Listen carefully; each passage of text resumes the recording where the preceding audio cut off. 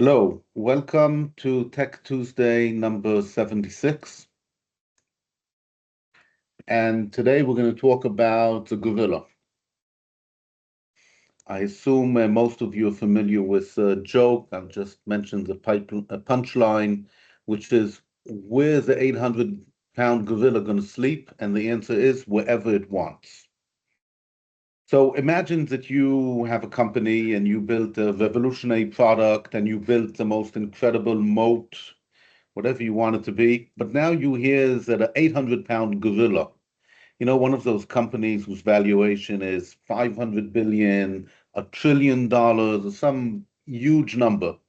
And they're coming for a visit. And why is it coming for a visit? Because you proved that there's a market and they want to take it away from you.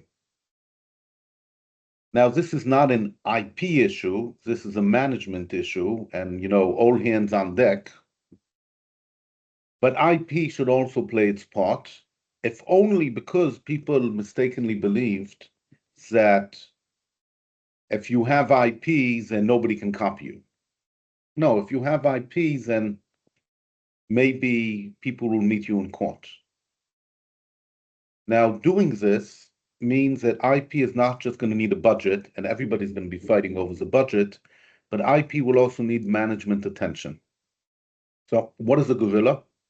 A gorilla is a company with very deep pockets, and they might believe in what we call efficient infringement. So they're not scared of having a little bit of IP litigation, as long as at the end of it, they make money. Now, IP management, we usually think about it as managing the portfolio, managing activities in the company, and so on. But it's also about managing actual processes that have to do with IP. And in this particular case, dealing with a gorilla will take time. And while it's happening, there's going to be IP things happening all the time. If we look at the beginning, is when you start preparing IP assets and processes to deal with the gorilla. And if we succeeded, or at least when holding them off, it ends with some sort of continuous monitoring and uh, adapting. So in our story, it's about window cleaning robots. A lot of you probably have home cleaning robots at home, cleaning the floors. There are also window cleaning robots. They look cool, but you have to manually move them from one window to the next. And if you have a lot of windows and they all have frames, it doesn't end well. Industrial scale window cleaning robots exist. It's easier to clean buildings like the one you can see outside my window because you have continuous glass surfaces. And there's different ways of doing it, and it doesn't really matter. Your company, called Window Washer, has really a monopoly in the niche of whole home window cleaning robots. Okay, so you have a robot which can move from one window to the next, and it can clean both inside and outside, so it can do all of your windows. So if you ask a cleaning lady, do you do windows? The answer is yes, I do windows. And the way it does it, it has a dedicated drone which comes, takes a robot, and takes it to the new window, or takes it to a station where it gets recharged and cleaning supplies and so on. Now, why is the gorilla interested? Because they make, the home robots, vacuum and wash robots, and they even make one of those robots that you can place on a window. And after it does your huge picture window, you take it off and you attach it to another window. But you're the one who has the monopoly. So they're interested and they have some connection. Okay, when we talk about the story, we have to ask ourselves, what was VV want? VV is short for window washer. So what does VV want? What does the gorilla want? And how can we help the right things happen? So think of it from a point of view of game theory. You have what's called zero-sum games. There's a pie. Either I eat the pie or you eat the pie. And the gorilla wants to eat the pie and leave you hungry. There's also what we can call a negative sum game. Negative sum game is when somebody who's a disruptor arrives and destroys a market, okay, by making it so cheap, nobody has to pay any money for it. I'm sure all of you remember travel agents. That market has been disrupted. Most people buy their tickets online. We'd like to believe it made tickets cheaper. But from the point of view of the market, it's a negative sum game. Or there's a positive sum game where working together, we make the market bigger, we make the world better, and everybody makes more money. So that is one question we have to ask. Where does VV want to be?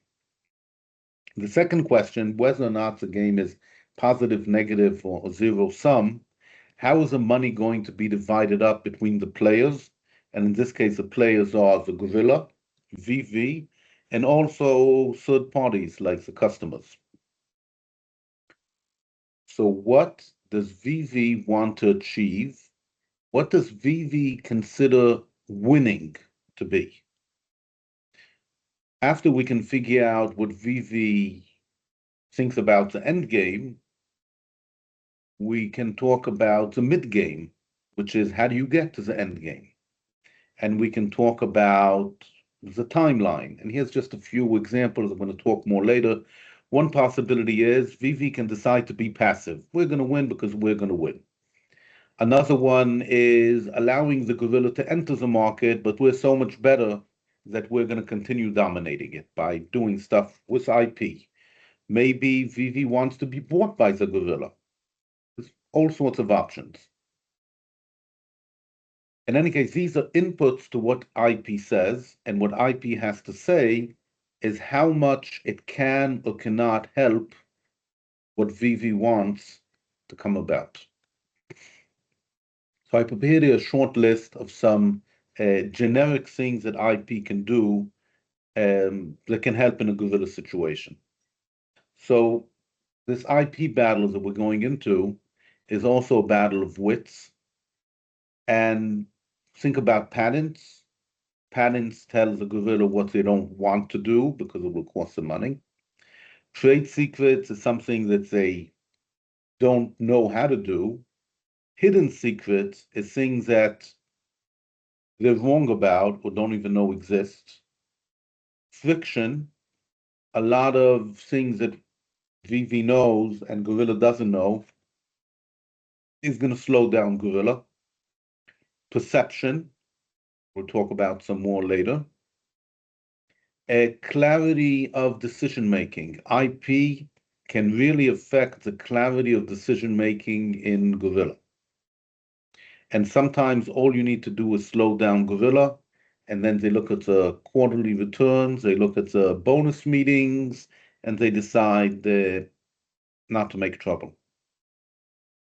IP can also be used to restructure the customers, the market, or the ecosystem. And of course, you can use it for deception. I love talking about that. We have a bit later. Trademarks in general, they support the branding efforts and customer loyalty.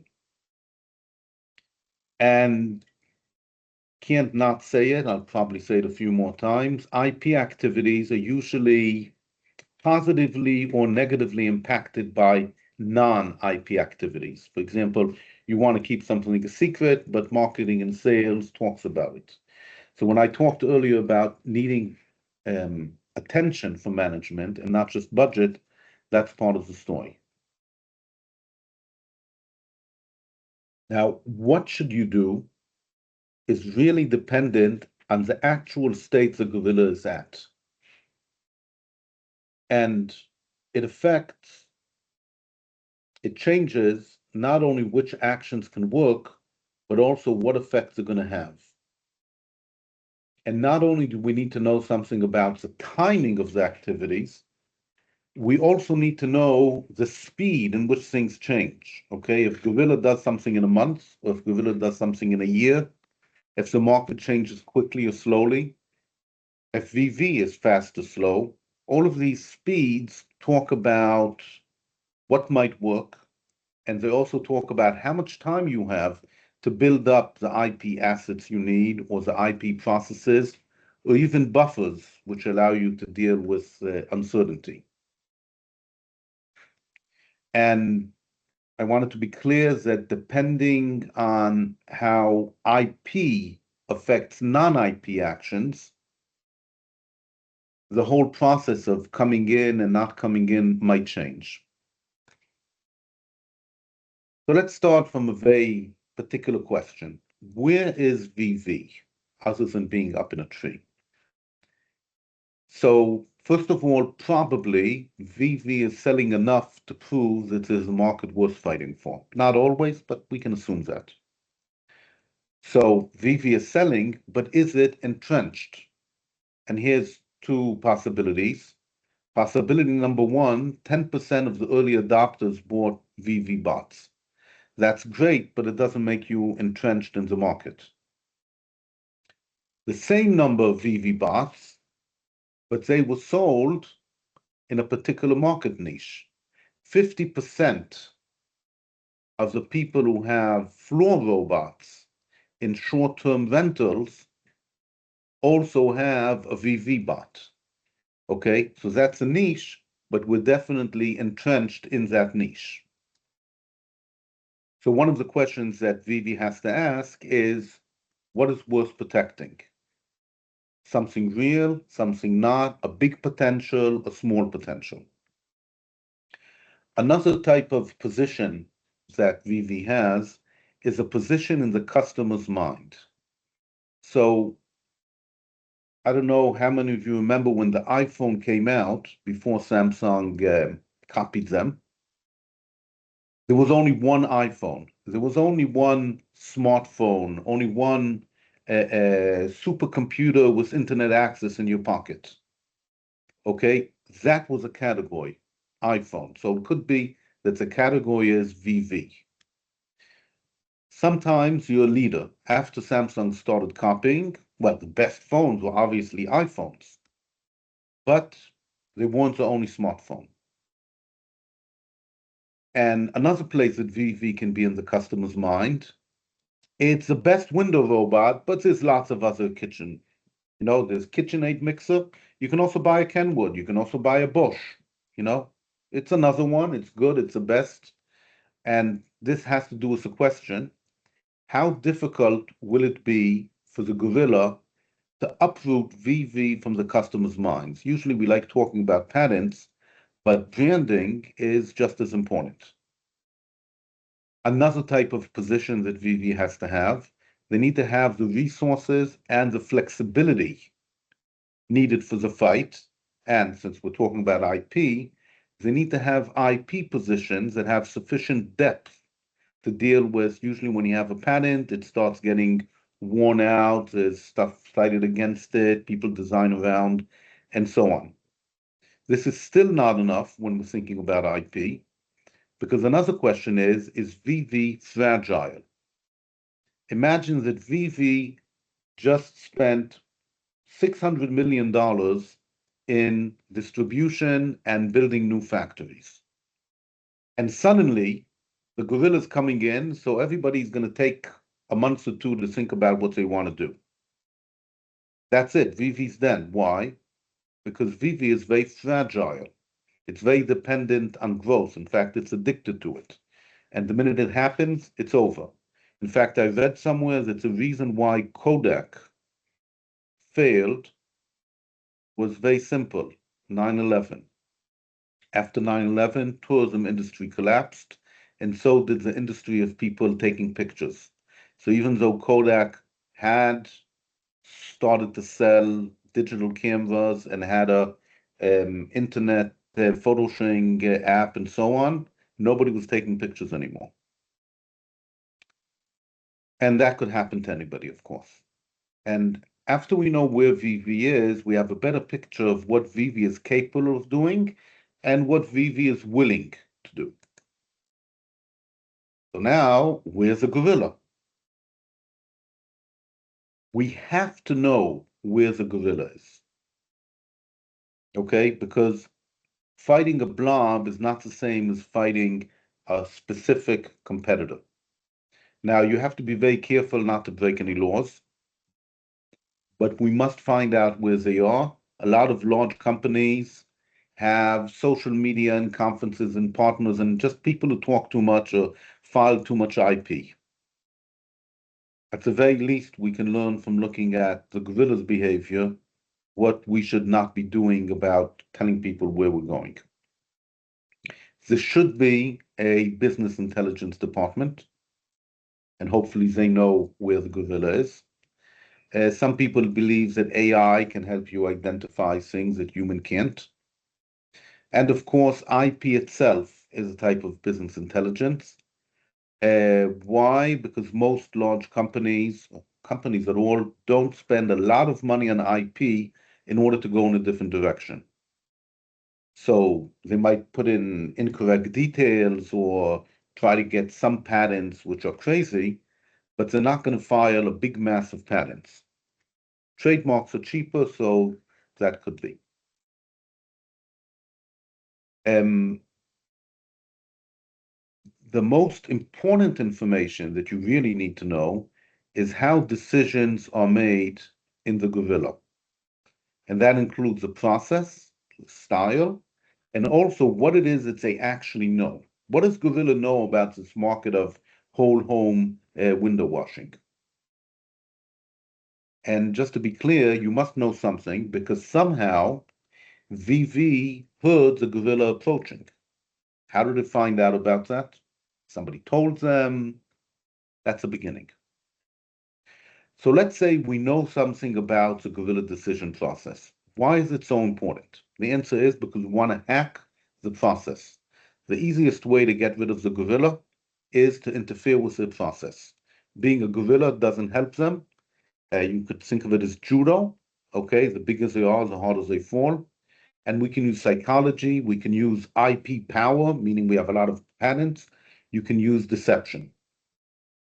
So I'm only going to put one slide on this, but imagine the gorilla has the following process. A, they collect information. And of course, if we give them bad information, they may decide not to come here. Two, gorilla likes tasting the water, seeing what it's like. We can use IP to convince them that it's a lot of trouble to be in that field. Three, they might then evaluate the return on investment and what the risks are. So as IP people who can create new risks and we can also expose them, I talk about education later, to make sure that people say the ROI is small and the risk is high. Then the gorilla might make a go, no go decision, okay, which means they decide where they want to get to and how they want to get there and either go full speed ahead and damn the torpedoes or they don't. Of course, even the people who say full speed ahead and damn the torpedoes, if they get hit by a torpedo at the right time and they can't smell the money anymore, they might quit. So IP's job is to fire that torpedo. And in any company, there are types of risks that are not acceptable. The time limits by which decisions or profit or whatever has to happen. There's budget limits. There's fears. For example, one division is worried about being cannibalized by another. So imagine in this gorilla, they have a division which makes window washing robots. And now there's going to be a new division for whole home window washing. And they're going to steal their customers and great. So we're going to war with IP, and here's a short list of, I call them battle strategies, and I'm not saying to use any of them or all of them, but maybe you want to ambush. That's, hidden IP. They do something and wham, you sue them. Maybe we want to avoid battle, avoid litigation. Maybe we want to have some sort of limited battle, but on the side. Maybe we want attrition. We're going to sue them. They're going to sue us. They're going to give up.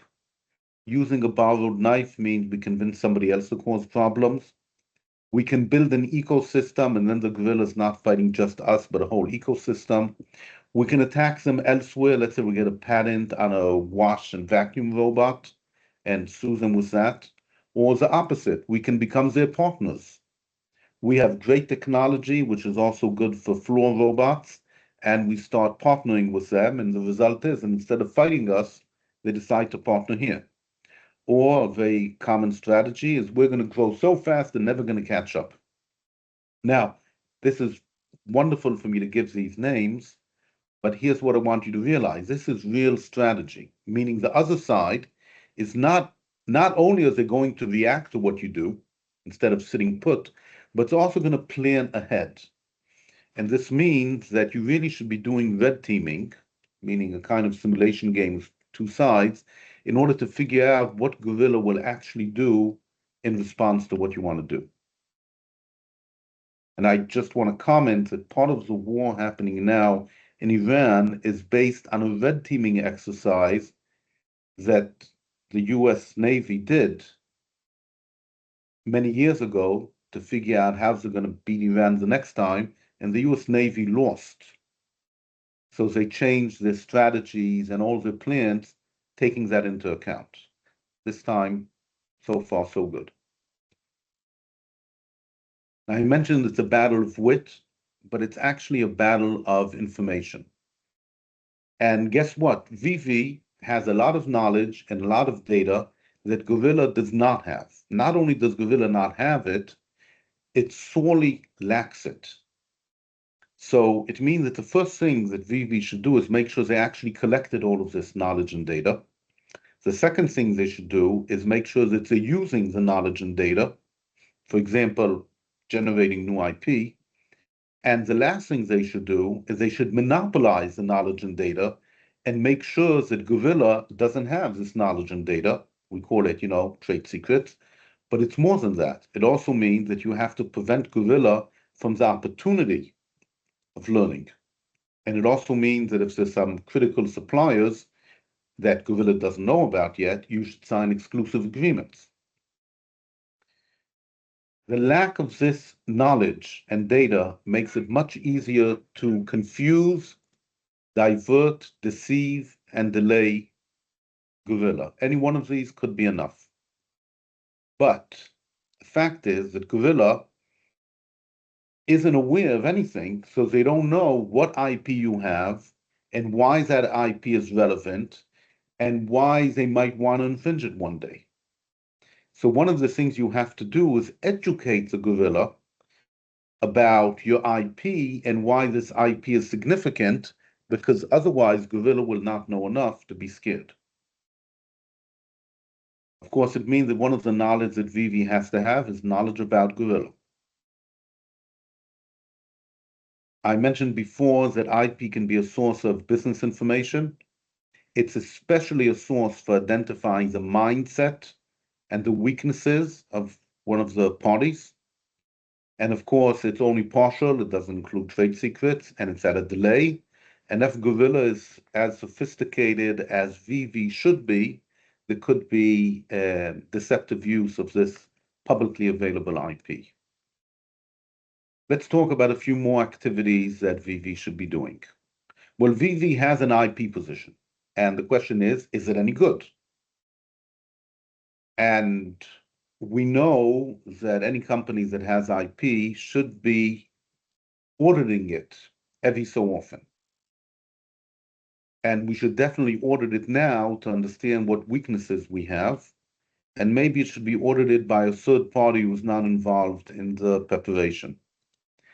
What's important, though, is that it's much easier and more meaningful to audit an IP portfolio when you know what it needs to be used for. Just having IP and saying good IP, bad IP is one thing. This is the IP that's good against a particular gorilla. That's useful. So you did the audit, and some of the issues on the audit can be handled with filing new IP. Some can be handled using non-IP methods.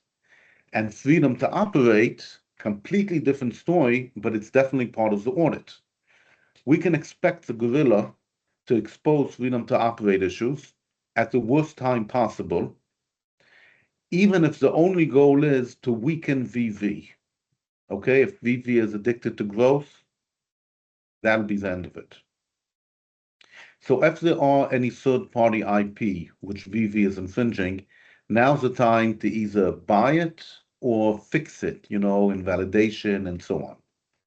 In any case, Gorilla takes time, so there's probably time to fix what you find in the audit, but not too much. And again, we have to assume that Gorilla has its own IP counsel who is listening right now to this presentation. And they also audited VV and prepared whatever they prepared. Another thing you should self-audit, it's perhaps a subset of your IP position, is secrets. You know that secrets are often not protected properly, know-how is often not tracked, and for Gorilla, access to secrets and know-how is critical. And we want to make sure they don't get it. So figure out what you have, educate your workers. In particular, you need to prepare for trade secret litigation. You have third parties which share some of your secrets. You have to educate them. You have contracts. You have to make sure that they do it. If you know, and you should know, what know-how and trade secrets Gorilla will need the most, make sure you protect them better. Stop leakages, publications, bad procedures, people walking out the door with your secrets and know-how. And the most critical secrets and know-how is what Gorilla will use to make go, no-go decisions and where decisions. Go, no-go, is they coming in or not? Where means is they coming in to your market or to the side. And the other type of information is what other people can use to compete with VV and lower the revenue. Remember, once you start a battle, everybody else will hear about it. They might come. One of the things they might do is by competing, lower the price. And then it doesn't matter if Gorilla comes in or not, your sales are going to go down. Now let's talk a little bit more about auditing the Gorilla. And the auditing includes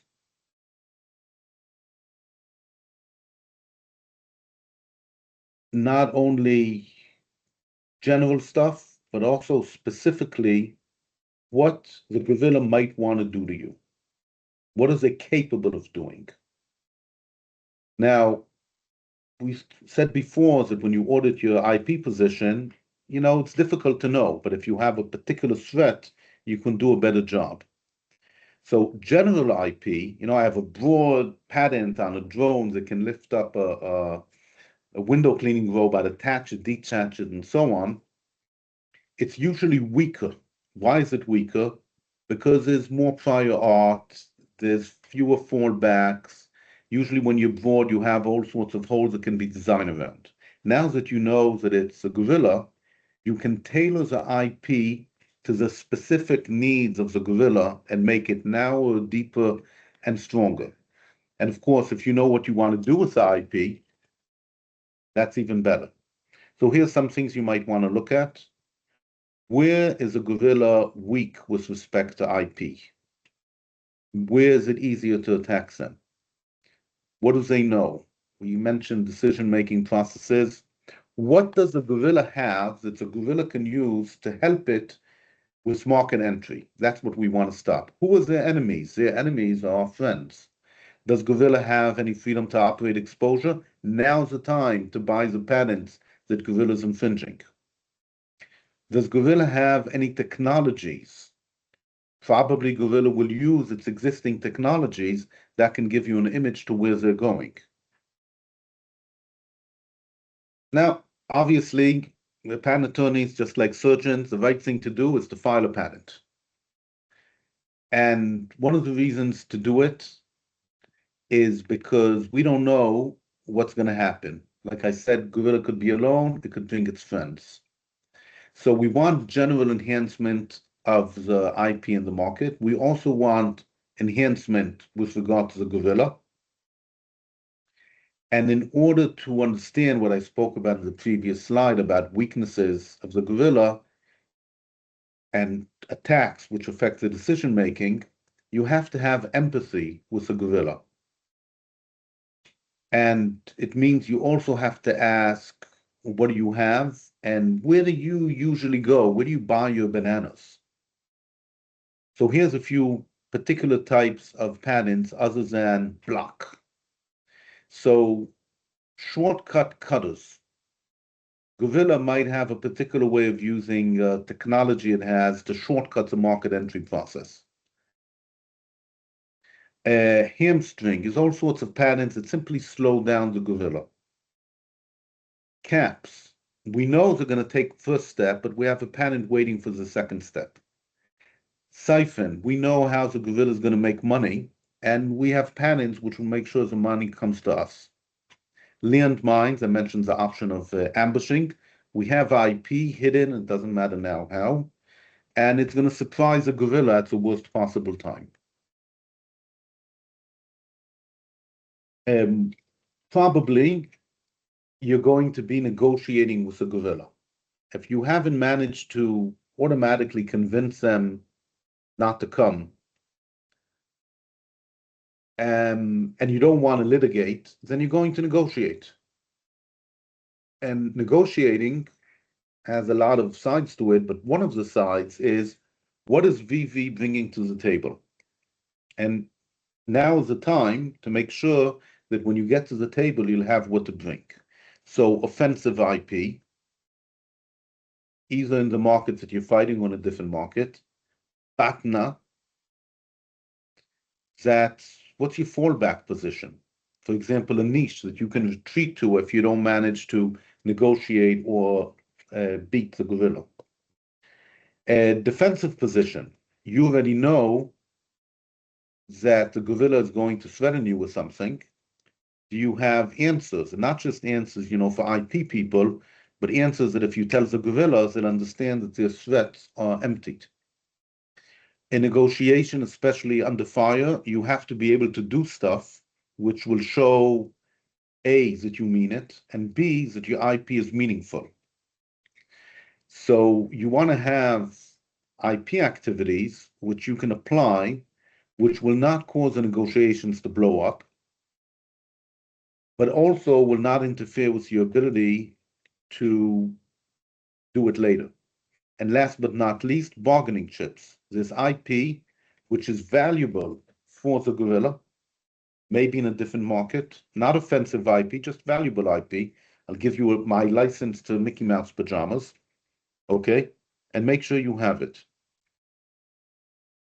And because we're preparing for negotiation, one of the places we need to prepare is in VV. The decision makers have to understand what the risks are, and they have to be educated. So they know how to negotiate, what they have, and so on. Now, we neglected to mention that really we're fighting over customers.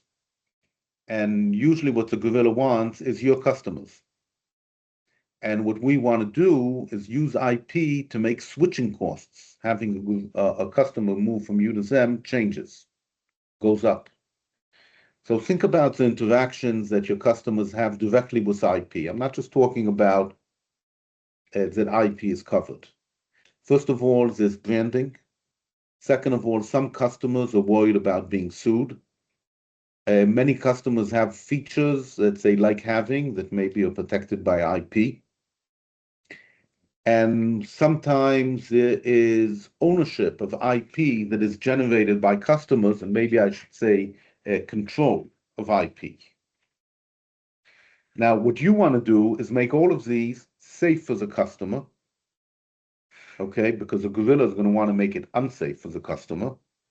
And what you want to do, if possible, is for them to at least believe that you could cause problems if they switch to the gorilla.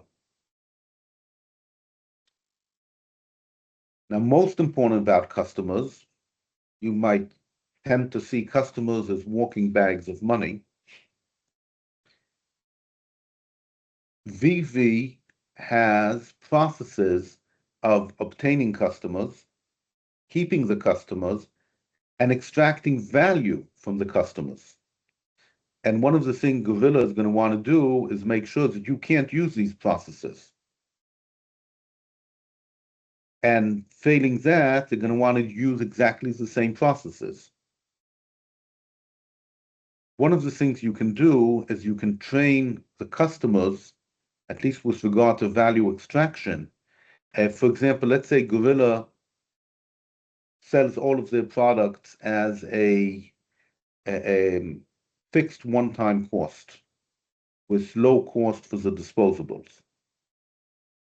And you position yourself the opposite. And you educate the customer that the right way to do windows, because the box, they heaven forbid could fall down from the window and break, is that the box should belong to the company, and instead you pay per window cleaned. Okay, if you educated and trained the customers to expect that, it's just that much more difficult for the gorilla to offer a business model that is compatible with what the gorilla likes to do and with what the customers are willing to do. Mentioned there's an ecosystem.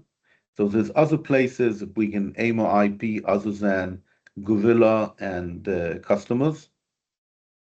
And the ecosystem is also a place where the gorilla can attack you. So you analyze the ecosystem, for example, suppliers. And if you can identify critical ecosystem flow and whatever,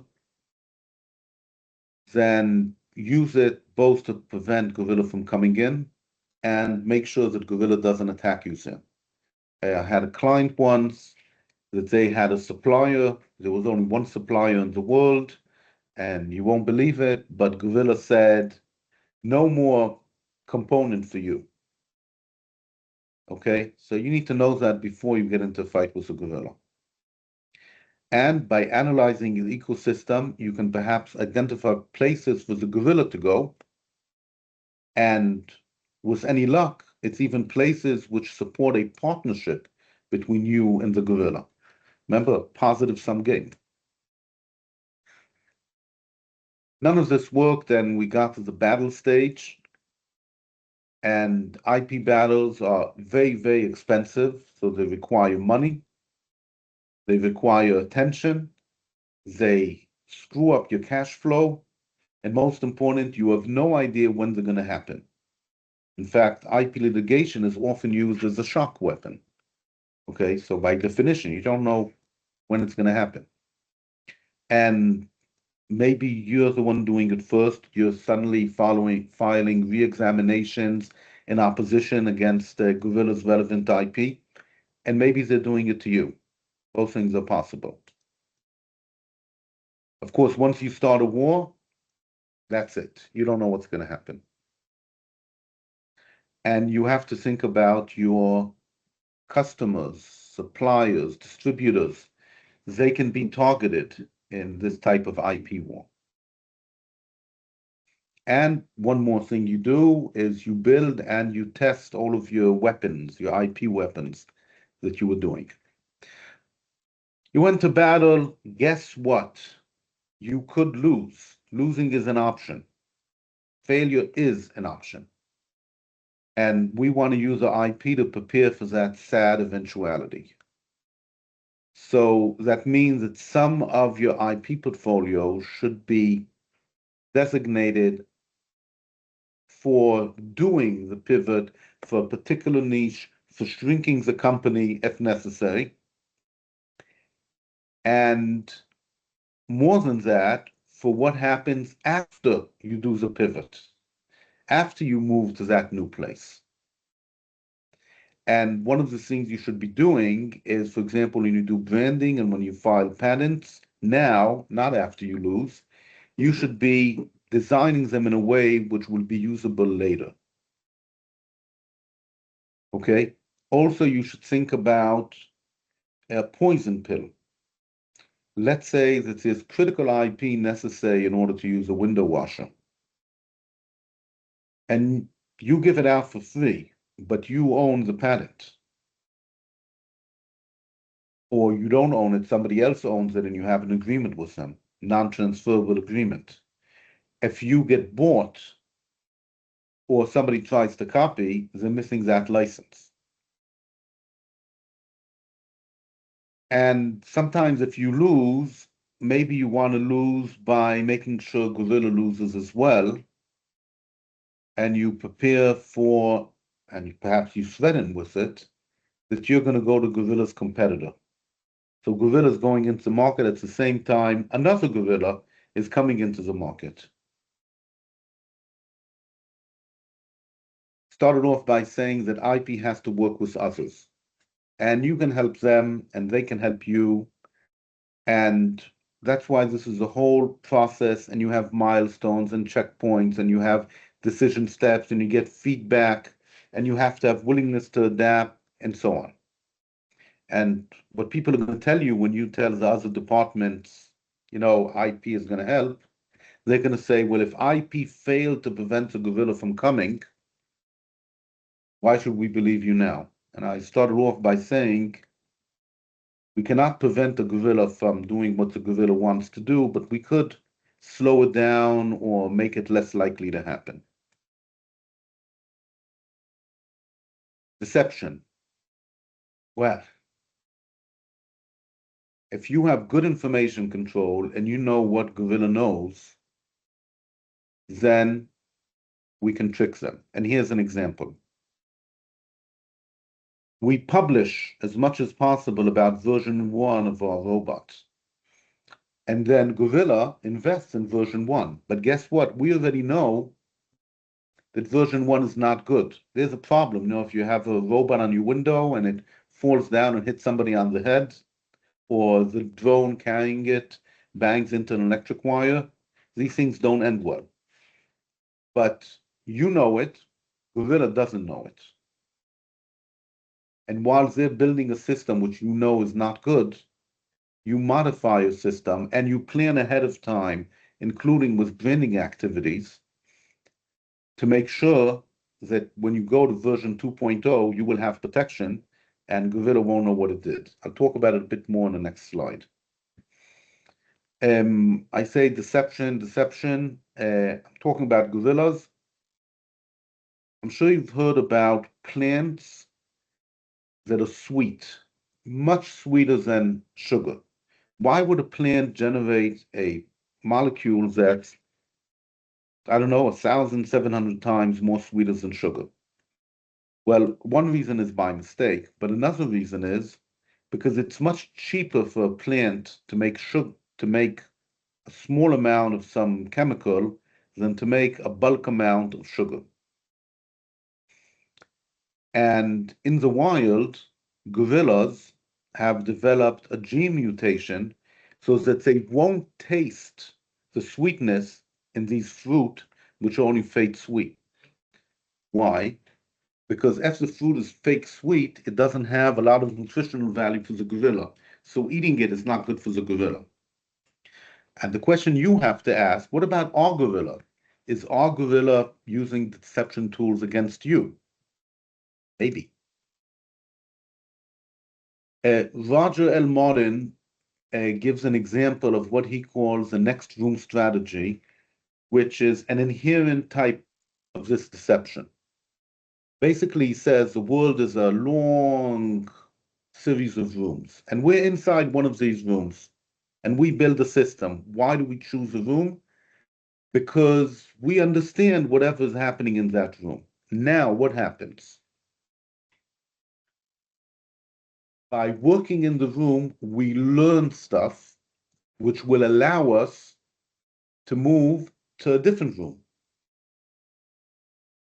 The gorilla came to visit, but didn't spend all of this time in the room learning what the clients want, what is important, what can work, what can't work.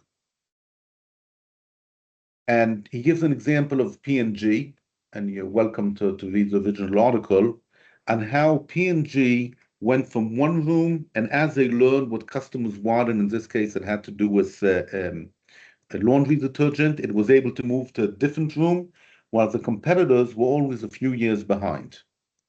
And the point is, bolded, alone successively. Each time I'm in my room by myself, not only do I have a monopoly, but I'm also the first one to learn what I need to learn in order to move to another room.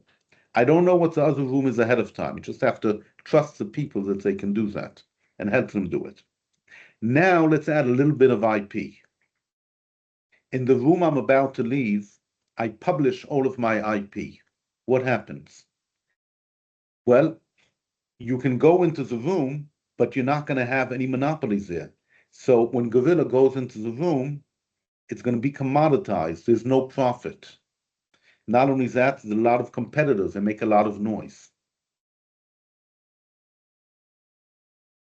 I think that in software, a slightly different strategy might be used, which is you help your competitors get to the next room, but it's a different next room. And here I gave you a list of techniques that plants use to fight their enemies, usually worms. And the most important thing is to hide. Remember, the whole premise of this story was we built a market, we proved it, we're making money. We can't hide. Or can you? Okay? For example, what if the people in Gorilla think that you're simply a junky version of their manually portable window washer? You can help them along with that belief. We talked about commoditizing your IP. So pine trees do that. If you go to a pine forest, there's not a lot growing there. So a lot of these techniques that we can learn from nature can be applied in our situation. And the reason why it's relevant to learn them is because a plant can't hide, it doesn't move. So if an animal comes by and wants to eat it, it can eat it.